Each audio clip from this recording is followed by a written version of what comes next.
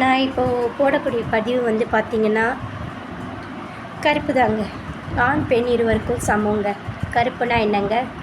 நம்ம உடலமைப்பை நல்லா மூடி மறைச்சிட்டு, கரெக்டு தானே? நம்ம கட்டழக, அதாவது திருமணமானவங்க ஆணாக இருந்தாலும் பெண்ணாக இருந்தாலும் சரி, ஆணவங்களுக்கு மட்டும் தானேங்க உரிமை. கரெக்டு தானேங்க? நான் சொல்கிற தப்பு எதுவும் இல்லையா? ஆனால் இப்போ என்னங்க, ஒரு டிவியில் சீரியல் பார்த்தா வெறுப்பாக இருக்குது, ஃபோன் எடுத்து எதாவது ஜாலியாக பார்க்கலான்னு வந்தால் நீங்கள் தாங்க வரீங்க. ஆபாசமான பேச்சும் ஆபாசமான நடையும் அரைகுறையுமான ஆடையும் சத்தியமாக பார்க்க சகிக்கலைங்க. சீரியஸாக தான். உங்களுக்கெல்லாம் புரியுதா இல்லையான்னு எனக்கு தெரியல. நான் சொல்ல வர்றது என்னன்னு கூட. ஆனால் நம்ம கட்டழகு மூடிட்டு போகிறது மறைக்கிறது தானே கற்பு இல்லையா? இப்படி திறந்து போட்டு நம்ம உடல் அமைப்பை காட்டுறதும் கட்டழகை காட்டுறதும் கருப்பு எங்கே இருக்குது? இல்லையே. கருப்பு மானம் எல்லாம் போயிடுச்சு எங்களே. என்னங்க பண்ணிட்டு வரீங்க நீங்கள்? இப்படி செய்கிறதுக்கு ஒருத்தங்க ஒரு பதிவு போடுறதோ ஒரு கமெண்ட்ஸ் போடுறதோ அதை எடுத்து படித்து விளக்குறதும், நீங்கள் நெறிமுறை கதைகளும் சரி, இத்திகாச கதைகளும் சரி, நமக்கு பெற்றவங்க கற்றுக் கொடுத்ததும் சரி, நம்ம முன்னோர்கள் கற்றுக் கொடுத்ததும் சரி, கருப்புக்கான நெறிமுறையை தானே நம்மளுக்கு கற்றுக் கொடுத்தாங்க. உடம்பை மறைச்சி கௌரவமாக தன்மானத்தோடு எப்படி வாழணும்னு தானே கற்றுக் கொடுத்தாங்க. கருப்பு தெய்வ வம்சத்தில் சேர்ந்தது தானே. நம்ம கட்டழகு வந்து பார்த்திங்கன்னா 5 பஞ்சபூதகத்தையும் அடக்கணும் தானே. ஆத்திரம், கோபம், வாயு, காற்று, நெருப்பு, இது எல்லாமே. ஆனால் இது எல்லாத்தையும் எங்கெங்க மறந்துட்டீங்க? ஏதோ கூடு விட்டு கூடு பாயிற மாதிரி ஒரு உடல் உறவு விட்டு இன்னொரு உறவு. அதே மாதிரி வந்து பார்த்திங்கன்னா என்னங்க பண்ணிக்கிட்டு இருக்கீங்க? போதைப் பொருளாகவும் கவர்ச்சியாகவும் அறகுறை ஆடையும். தயவு செஞ்சு இதெல்லாம் நீங்கள் பண்ணணுன்னா தனிப்பட்ட முறையில் வீடியோ பதிவு போட்டு உங்கள் குடும்பத்தில் இருக்கிறவங்க எல்லாரையும் உட்காரச்சு காட்டுங்க. தப்பே இல்லை, பார்க்கட்டும்.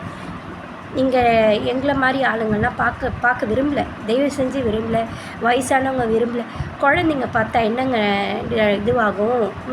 நீங்கள் எந்த வழிக்குங்க எடுத்துகிட்டு போகிறீங்க? இதனால் யாருக்கு என்ன லாபம்?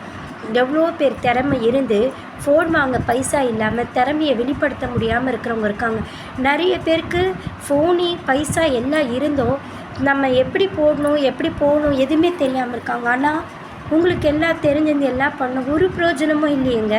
நீங்கள் நிறைய பேர்கிட்ட பிரபலமாவீங்க, நான் இல்லைன்னே சொல்லலையே. அது நல்ல முறையில் இல்லை, தப்பான முறையில் ஆபாசமான முறையில் நீங்கள் அது பிரபலமாக, அது ரொம்ப அசிங்கம் இல்லையா? உடலுறவை எப்போ நீங்கள் வந்து பார்த்திங்கன்னா இப்படி பேசி போடுறீங்களோ, உங்கள் கவர்ச்சியை காட்டுறீங்களோ, உங்கள் உடல் அமைப்பை காட்டுறீங்களோ, அப்பயே கற்பு இல்லையே. கற்புன்றது என்ன? நம்ம உடல் இது தானே. அதை மூடிட்டு போனால் தானே கற்புல ஆகும். இப்படி பண்ணுறதுல எப்படி கற்புல சேரும்? யோசிச்சு பாருங்கள். தனிப்பட்ட ஒழுக்கத்தையும் தன்மானத்தையும் காத்து நல்ல பதிவை போட்டு நல்ல பாதைக்கு நம்ம என்ன சொல்கிறது, அடுத்த தலைமுறையையும் நம்ம தலைமுறை முன்னோர்கள் சொன்னதை கடைப்பிடித்து நல்ல முறையில் வாழ்ந்து இறக்க பாருங்கள். அதுதான் நல்லதுன்னு நான் சொல்லுவேன்.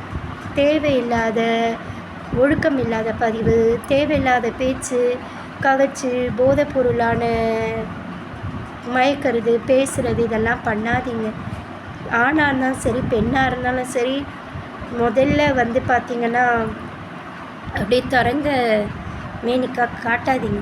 நம்ம உடலமைப்புலாம் ரொம்ப தெய்வ வம்சத்து. ஆண், பெண் இருவருக்குமே கற்பு இருக்குது. தெய்வம் செஞ்சு அந்த நெறிமுறையை கடைப்பிடிங்க. மற்றவங்கள நல்ல வழிக்கு கூட்டிகிட்டு போக பாருங்கள். கவர்ச்சியால் எதுவுமே பண்ண முடியாது, சாதிக்க முடியாதுன்றதை புரிஞ்சுக்கோங்க. நல்ல பதிவுகளில் போடுங்க. மற்றவங்கள சந்தோஷப்படுத்துகிற மாதிரி ஏதாவது இருந்தால் போடுங்க. முக சுழிக்க வைக்கிற மாதிரியோ ஒருத்தங்களுடைய உணர்ச்சியை தூண்டுற மாதிரியோலாம் தயவு செஞ்சு பதிவு போட்டுறாதீங்க, சரிங்களா? இதோடு நிறுத்துங்க பாருங்கள். நல்லது.